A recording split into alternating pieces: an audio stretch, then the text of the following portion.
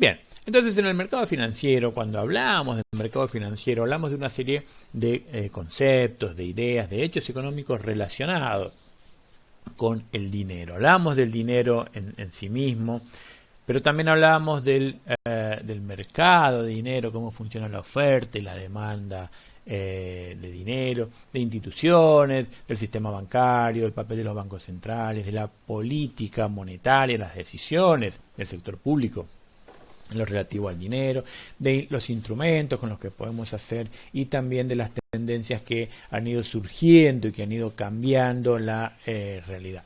Hay que tener en cuenta, tener claro que en lo relativo a los mercados financieros, el mundo ha cambiado, un cambio importante con la aparición de los bancos, allá hace como alrededor de 500 años, pero después en los últimos 100 años y en los últimos 50 años ha habido una dinámica muy fuerte y recientemente incluso ha habido una dinámica también en lo relativo a los nuevos desarrollos tecnológicos. Es decir, que esto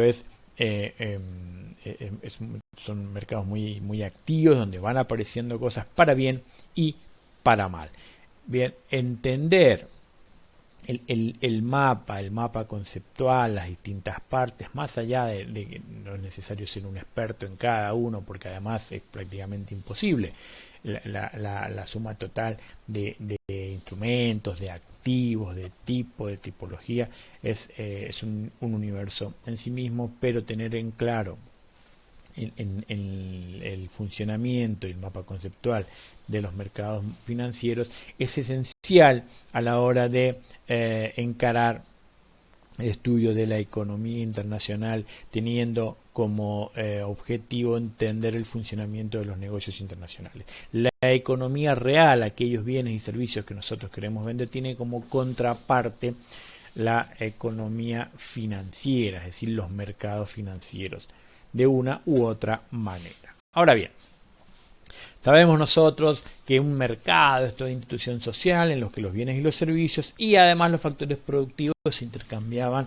libremente. Pero ese intercambio de cualquier tipo de bien o servicio, es decir, los intercambios de la economía real, son intercambios indirectos. ¿Por qué? Porque se utiliza el dinero. No cambiamos una cosa por otra, eso sería el trueque, sino que lo que hacemos es participar en un mercado vendiendo o comprando algo, intercambiando ese algo por dinero.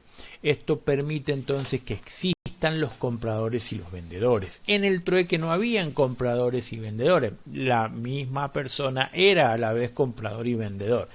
La aparición de un intermediario genera que estos mercados que pasan a ser indirectos estén conformados o por compradores o por vendedores, en realidad por compradores y por vendedores. Y el dinero es el intermediario por excelencia que permite ese tipo de transacciones, que permite que existan compradores y vendedores, que permite que existan los mercados tal cual hoy los conocemos. Y se ha convertido hoy en una pieza central de la vida en la economía moderna.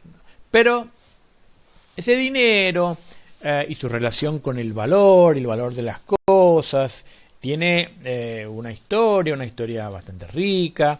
Sus orígenes se remontan muchos años atrás y ha habido en el mundo entonces un desarrollo más o menos armónico, dependiendo el lugar, el momento, el tiempo, entre lo que es la economía real y los intermediarios financieros que han permitido el desenvolvimiento de esa economía real, entendiendo la economía real entonces como los bienes y servicios y por otro lado los factores productivos, los bienes y servicios producidos bien por los agentes económicos y los factores productivos, y la economía financiera son los instrumentos que utilizamos para generar movimientos en esa economía real. Bien, volviendo a los orígenes del dinero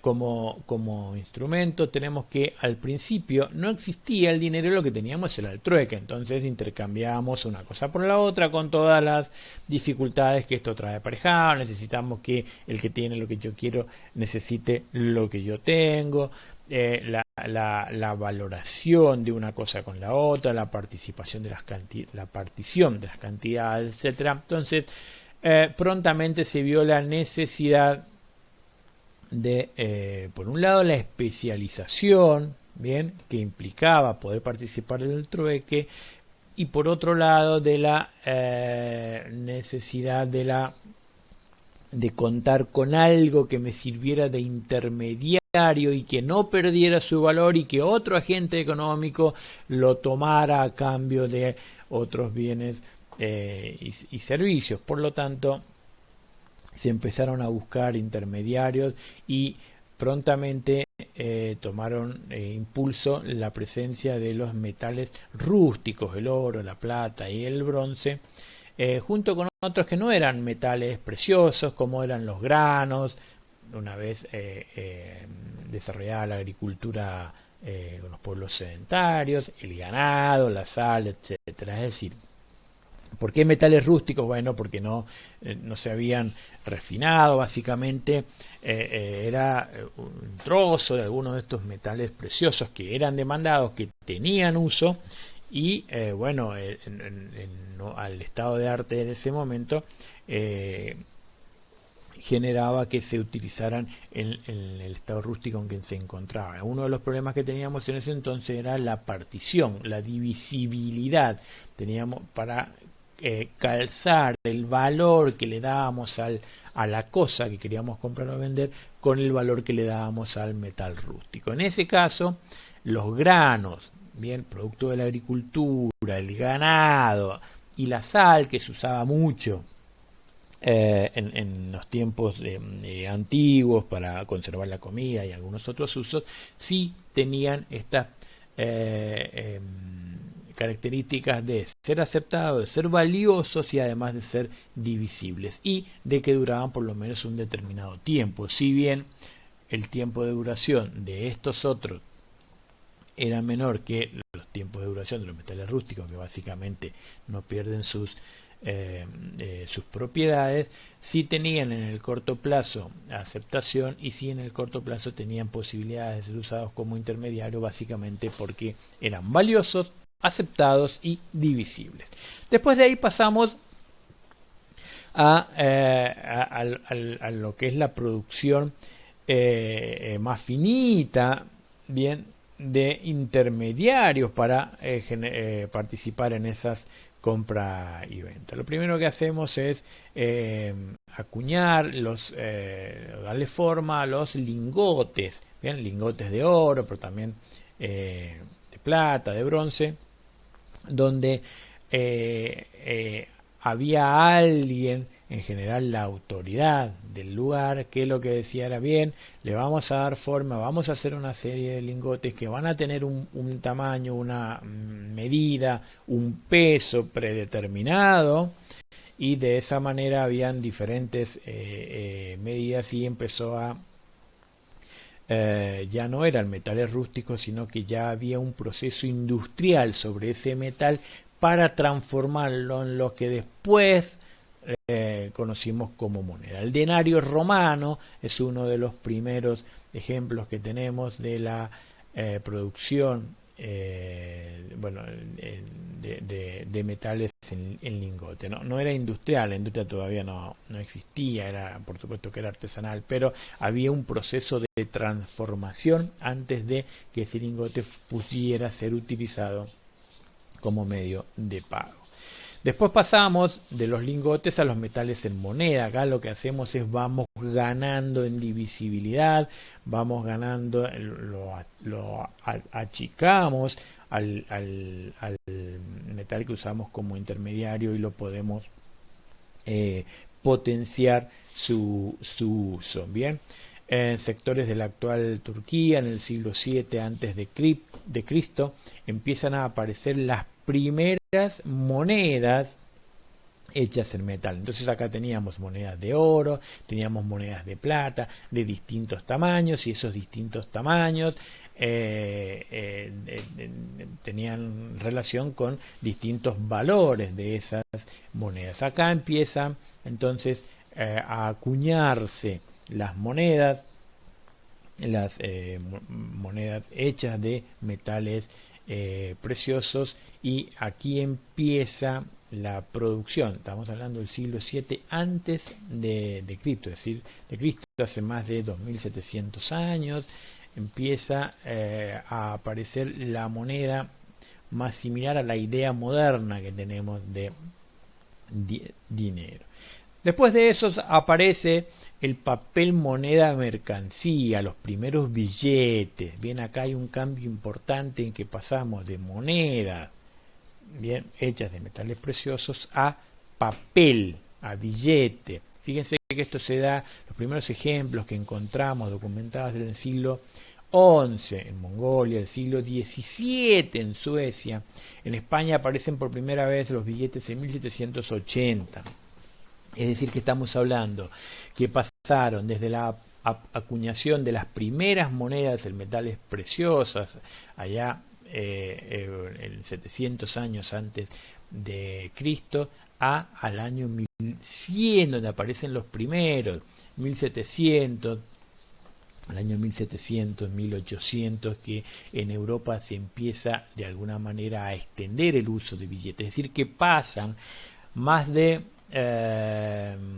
si sacamos las cuentas, prácticamente 1800 años para que aparezcan las primeras emisiones de billetes, y prácticamente cerca de 2500 años, 2600 años entre la acuñación de las primeras monedas de metales preciosos a la producción de los primeros billetes. ¿Y qué eran esos billetes? Bien, ¿por qué se llamaba papel moneda mercancía?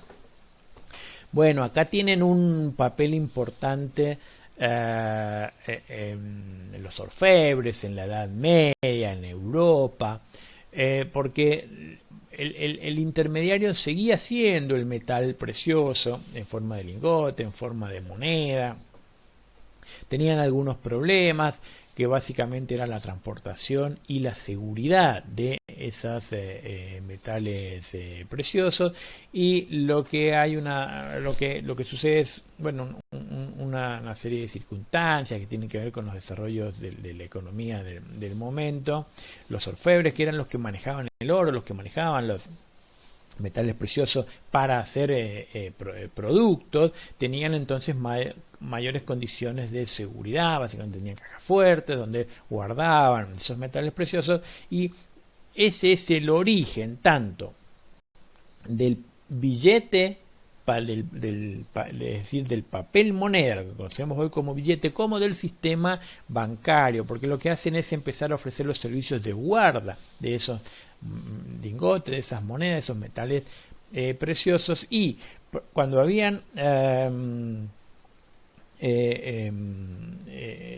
transacciones, es decir, cuando habían compras y ventas de determinados bienes y había que utilizar entonces esos metales preciosos, esas monedas, esos lingotes, para cobrar esas transacciones, había que ir buscarlas, transportarlas, y para evitar ese transporte, entonces aquellos que se dedicaban a almacenarlos empezaron a emitir certificados donde el portador del certificado se le garantizaba que había una determinada cantidad de tal o cual metal precioso depositado, guardado en tal lugar. Entonces nosotros íbamos con un papel que decía: el portador de esto tiene X cantidad de oro, de plata, guardada en tal lugar. Entonces el intermediario seguía siendo, en definitiva, esa cantidad de oro, esa cantidad de plata, pero ya no íbamos físicamente con el oro, con la plata, sino que íbamos con un papel que decía que había una determinada cantidad de oro guardada en ese lugar. Bien,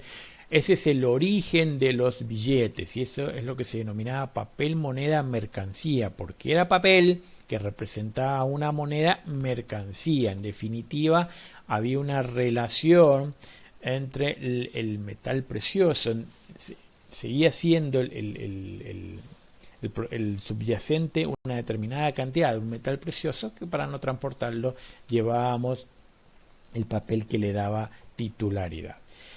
Este es el origen de los billetes y el origen de lo que se llamó el patrón oro, bien, que es el sistema donde el sistema monetario del mundo que era el primer mundo de esa época, en el siglo XIX, básicamente con Inglaterra y su libra esterlina a la cabeza, que se denominó patrón oro. Tengan en cuenta que cuando termina el siglo XIX, Inglaterra participaba de una u otra manera aproximadamente en algo así como el 80 o 90% del comercio internacional mundial.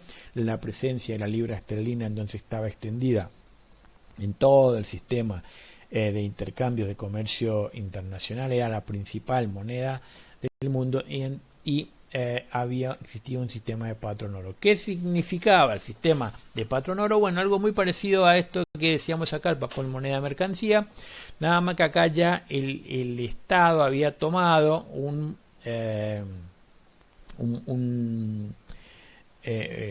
papel de autoridad monetaria, y la emisión de ese papel ya no se hacía, si bien depende del lugar, el momento, porque los sistemas eran mixtos o híbridos, es decir, que había emisión privada, emisión pública.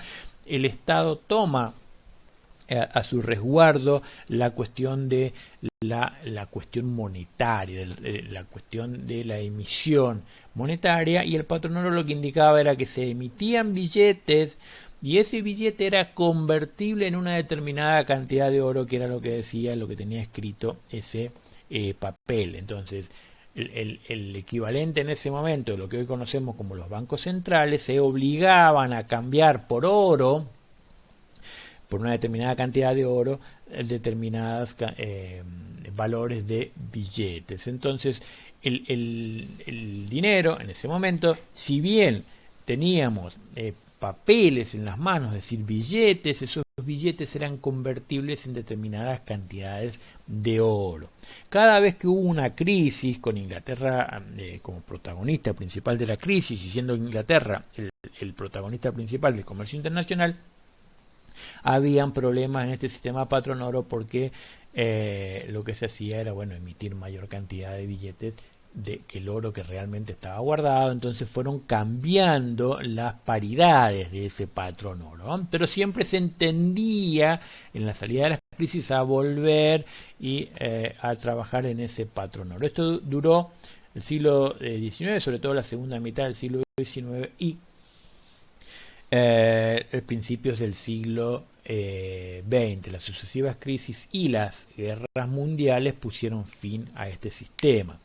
En definitiva, el patrón oro duró hasta la salida de la Segunda Guerra Mundial, en la cual se instaura un nuevo sistema basado en el patrón oro, pero distinto al anterior, porque el último sistema patrón oro que conocimos en el mundo ya no estuvo basado en la libra esterlina, sino en el dólar estadounidense, y esto fue resultado del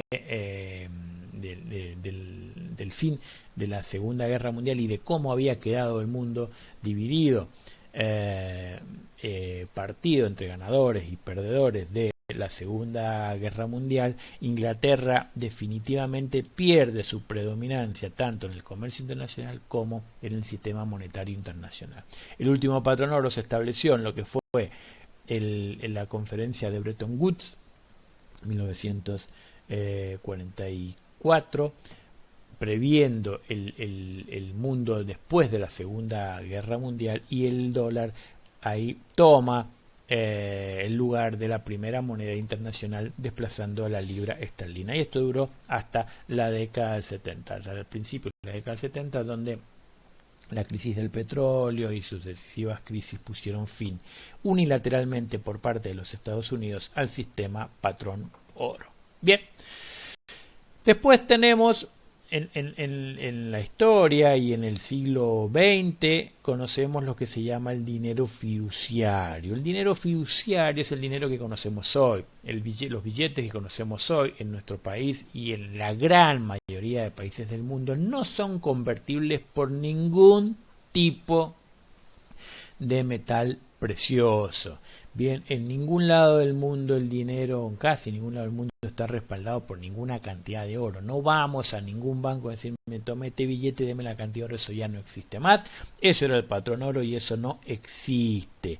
¿Cuál es el respaldo que tienen hoy la mayor parte, la gran mayoría de dinero, de billetes de cualquier tipo de emisión en el mundo, es decir, en prácticamente cualquier país, la fe. Por eso se llama fiduciario, la fiducia. Yo tengo fe. ¿En qué? En que alguien te va a recibir ese billete a cambio de algún bien o servicio. Esa es el respaldo, si quieren buscar algún tipo de respaldo del dinero. La fe en que alguien te lo va a recibir. ¿Por qué recibimos billete? Porque alguien me lo va a recibir a mí después a cambio de algo.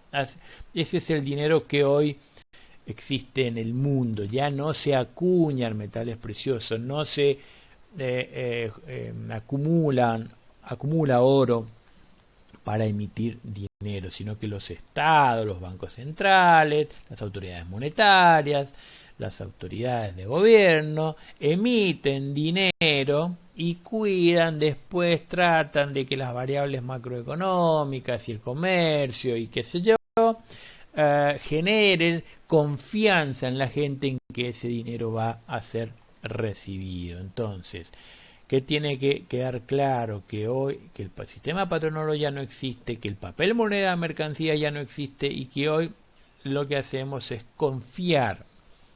El único respaldo de la moneda actual, moderna, es la confianza en que alguien lo va a recibir. También en el siglo XIX, pero que toma mucha fuerza en el siglo XX, sobre todo en la segunda mitad del siglo XX, aparecen los cheques, que si bien no es dinero en sí mismo, sí son utilizados como medios de pago. En la misma época toman mucha fuerza las tarjetas de crédito en el siglo XX.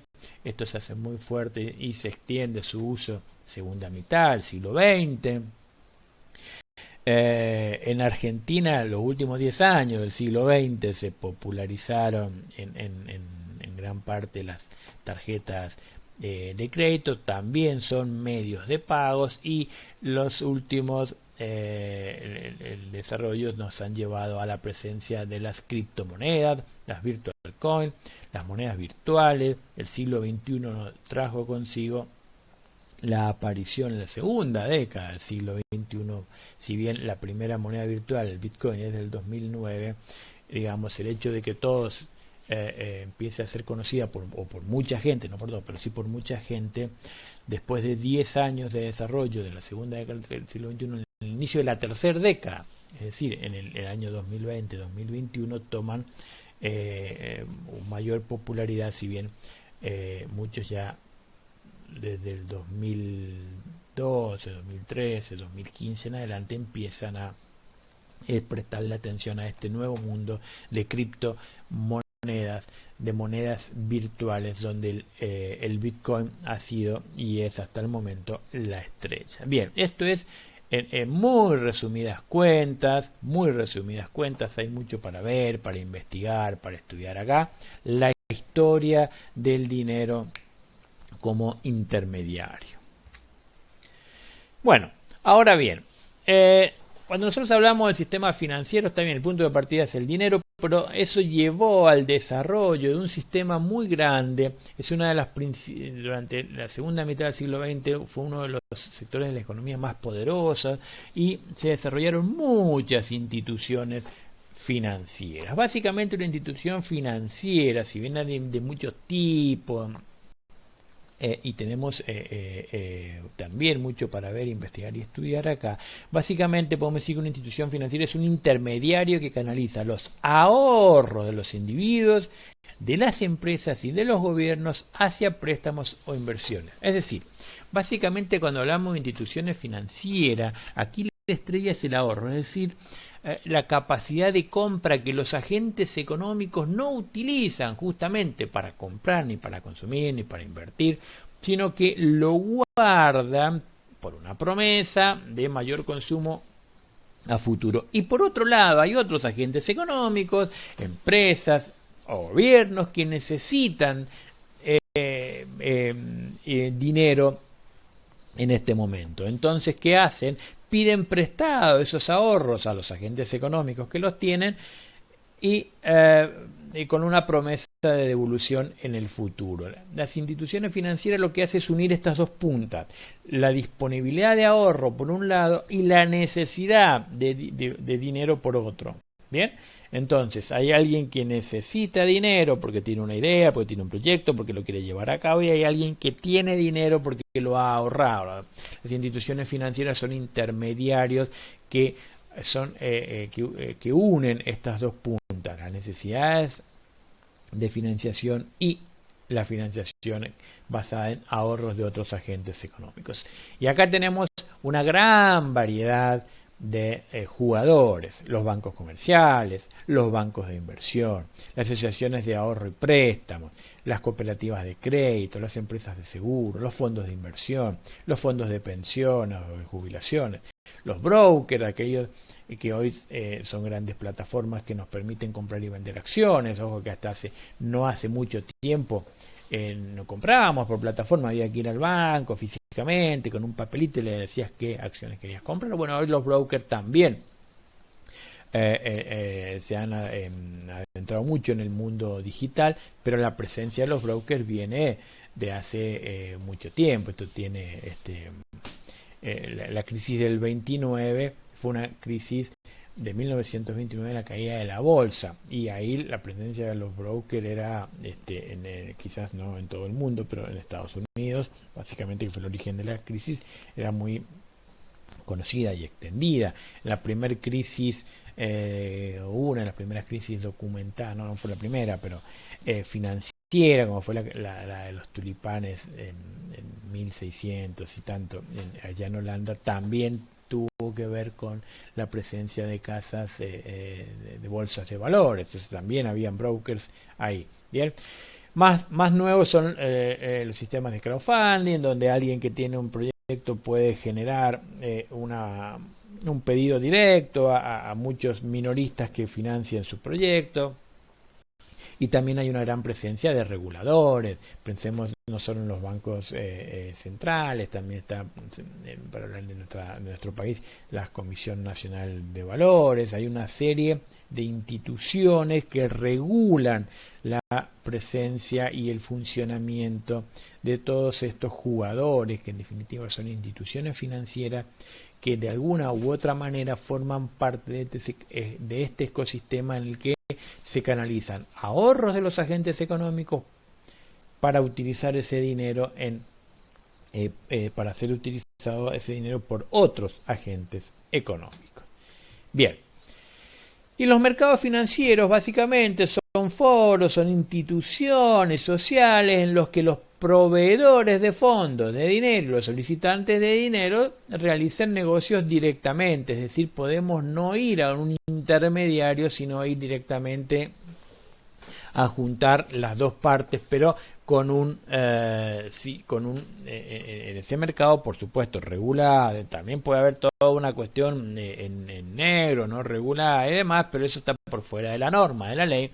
En los mercados financieros regulados podemos encontrarnos los que tienen dinero con los que necesitan el dinero de una manera directa. Bien, piensen en una empresa que necesita dinero para llevar a cabo una ampliación, un proyecto, etcétera.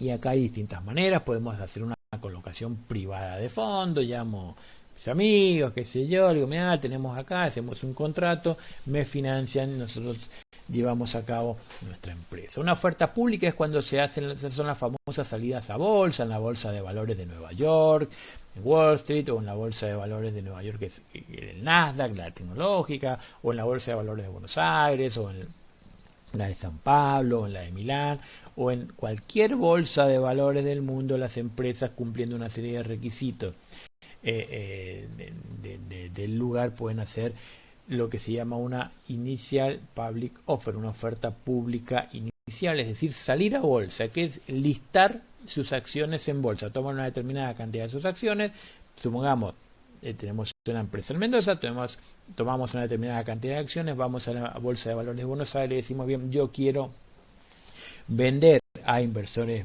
privados, minoristas, esta determinada cantidad de acciones, y eso es lo que se denomina cotizar en bolsas. Entonces, esa institución lleva a cabo esta oferta pública, la oferta pública inicial, que es la primera vez que esa empresa vende sus acciones en la bolsa y eso es lo que se denomina un mercado primario. Pero después el que compró esas acciones se las puede vender a otro y de hecho todos los días se compran y venden acciones que alguna vez una empresa sacó por primera vez a la bolsa y eso es lo que se denomina mercado secundario. Las bolsas de valores funcionan como mercados primarios y como mercados secundarios. Permiten hacer una oferta pública inicial en un primer momento y después permiten la compra y venta como mercado secundario entre particulares, entre agentes económicos, todo el tiempo. Bien, las instituciones financieras participan activamente en los mercados financieros como proveedores y solicitantes de fondos. Entonces, los mercados financieros es donde se encuentra el que tiene fondos con el que quiere los fondos, con el que los necesita.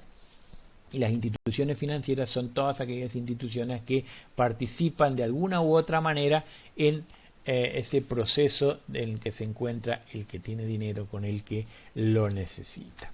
Bien, acá tenemos un esquema gráfico donde vemos el funcionamiento del sistema financiero, el flujo de fondos, cómo fluye los fondos en el sistema financiero. Entonces dijimos, acá tenemos los agentes económicos y acá también tenemos agentes económicos. Estos son los que tienen dinero, estos son los que necesitan dinero. Bien, todos los agentes económicos pueden formar parte de los dos grupos, obtenerlo, ahorrarlo, digamos, y tener sus ahorros disponibles para prestárselos a alguien o necesitar esos fondos y pedírselos a alguien. Entonces podemos tener financiamiento directo o financiamiento indirecto. Financiamiento directo a través de mercados financieros o el indirecto a través de intermediarios financieros.